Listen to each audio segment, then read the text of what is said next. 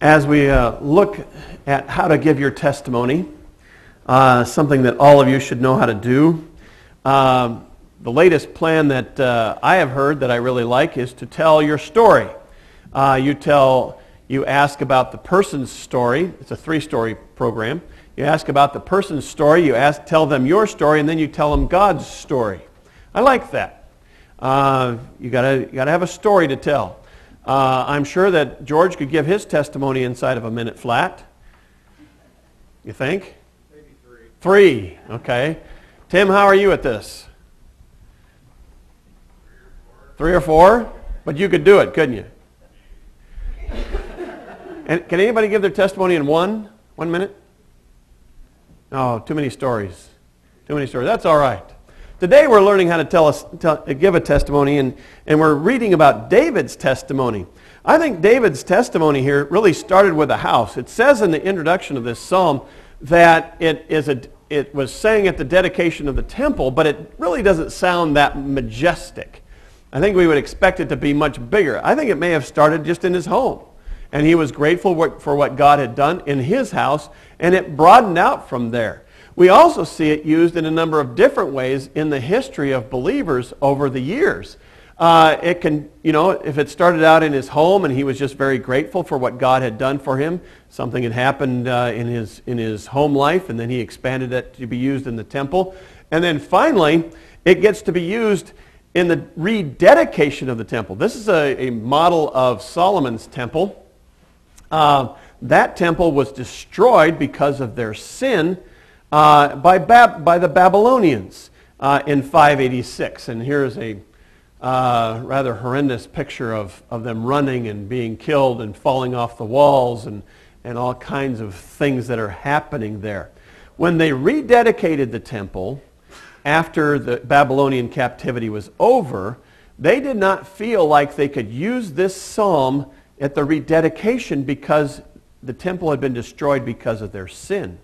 But later on, when the Maccabee brothers drove out a guy named Antiochus who had defiled the temple, and they rededicated the temple in a tradition that became Hanukkah in the Jewish faith, then they used it because they knew at that point that the temple hadn't been desecrated because of their sin, but because of their faithfulness. And then they used it again at the rededication of the temple during the Maccabean times. So let's look at the psalm in particular. It starts off with a testimony of thanksgiving in the first 3 verses. It starts off talking about David proclaiming the greatness of God. He says, "I will exalt you, O Lord." Now the real question there is, how exactly do you exalt God? After all, God is on high, and we don't put God there. How do we exalt a God who is already exalted? We are just little bitty mice down here who have really no means of giving God anything in this world. And yet God says to exalt him. In fact, God is the one who does the exalting. He is the one who raises up. He is the one who gives praise. But our verse follows the command to praise the Lord. And we see that command just in the previous chapter. We didn't study that chapter, but in the previous chapter it tells everyone, exalt the Lord. Well, how do you do that when he's already up there and we're already down here? Well, one of the things that this phrase is tied to is our humility and our humanity. The psalm begins by renouncing our own exaltedness and owning our own insignificance compared to who God is. In a lot of places in the Psalms, this word is tied to such phrases as bowing down and bowing low before the Lord. One of the ways that we exalt God is by realizing who we are and our presence in this world. We have to know who we are before we can praise the Lord. Praising God and thanking him begin by realizing our own fallenness, our own sinfulness. We have to be willing to lower ourselves. And in fact, this psalm goes even farther. We have to accept God's lowering of ourselves.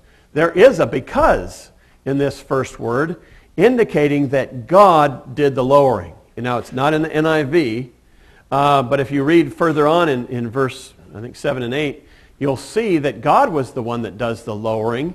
And there should be a because there. Because God brought us down, He can also bring us back up. The lines right after that invocation, I exalt you, O Lord, tell me that God first brought me down and then He brings me back up. He is the one who does both.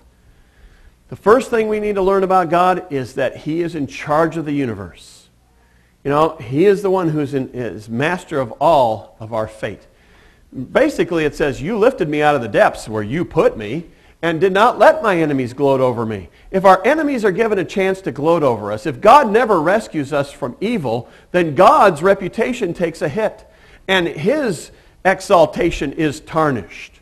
And so God, to benefit His own glory and honor, to show us His own glory and honor, rescues us from all of these situations. If God leaves us in this lowly state, the enemies could rejoice. Verse 2 starts again by tells us that, let me just read it. He gives special prominence to my God. He is starting to say He has a relationship. This is not just God whom we should exalt. This is my God. And my God is pushed right to the front of that sentence so that we will know that this is a very personal statement on David's part. This isn't just some theological thing that he has come up with. This is God doing it on his behalf. He is responding to evidence of God's commitment to him. Our praises that we sing here in church, our prayers that we give to Him, should be evidence that God is working in us and helping us do the things that He wants us to do. These are the evidence where we can say, He is my God because He has helped me. It says that God healed him. First thing we think of is when He heals us from a sickness. But this isn't all the way we use it, and it wasn't always the way the Hebrews used it.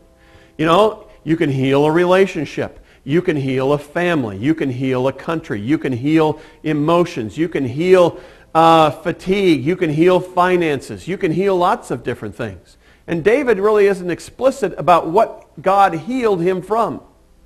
It was probably a disease, but it may not have been because they used it like we do of all different kinds of things. And then in verse 3 we have another summary. We had the first statement in verse 2, and then in verse 3 we have another summary of what God had done. And we'll see this several times. A pattern that should become apparent when we give our testimony. The pattern of repeating what we've said.